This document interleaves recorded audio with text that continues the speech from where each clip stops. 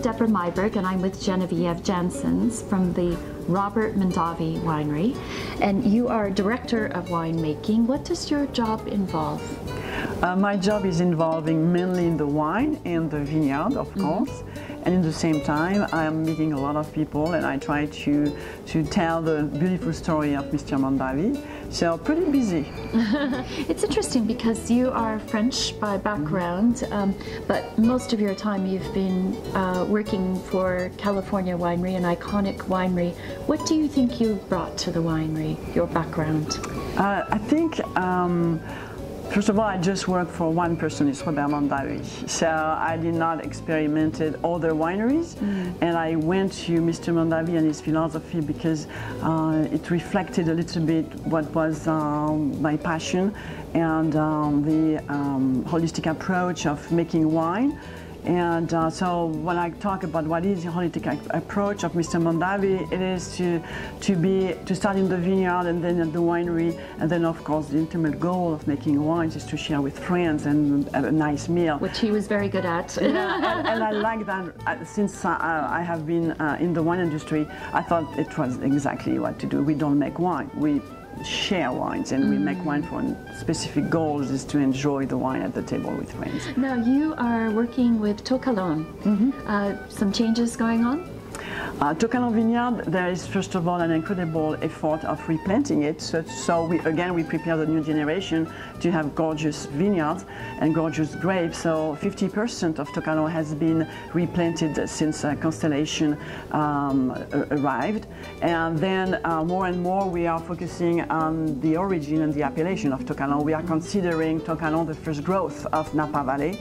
And so in the Cabernet Sauvignon Reserve 2011 will have on the label Tucano, and this is the first time. It's a premiere, so it's pretty exciting. Well, it is, because it's a vineyard that's always talked about, so I'm happy to see it will actually earn its place on the label at last. Yes. Now, when you say replanting, what are some of the challenges when you replant a vineyard?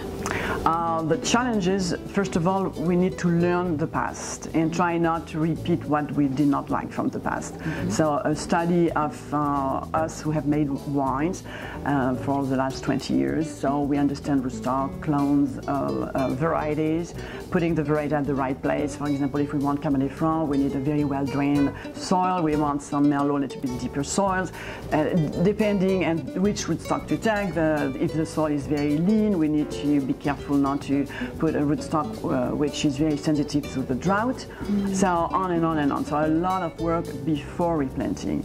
And then after that, the vineyard is growing for 3 years with no grapes, and then the grapes arrive, and then we need to readjust. So the vineyard manager has a good 6 to 7 years of understanding the temperaments of this new vineyard and adapting such a way that 10 years after, the grapes comes to the reserve and to the Cabernet Sauvignon. So quite a lot of work. Yes, you really have to think for the long term. Very long term, yeah. So that's maybe the challenge for many people, but for us, a vineyard should last 30 to 40 years. Now, one last question for you. Margaret Mondavi, she's such a presence.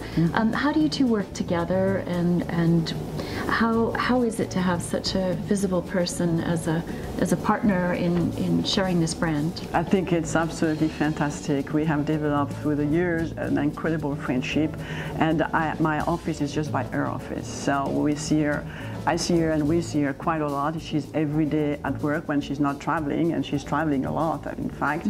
And she is just a special person, always happy, always positive, and always ready for something new. She doesn't want to settle. She always brings us. She's incredible. So much energy.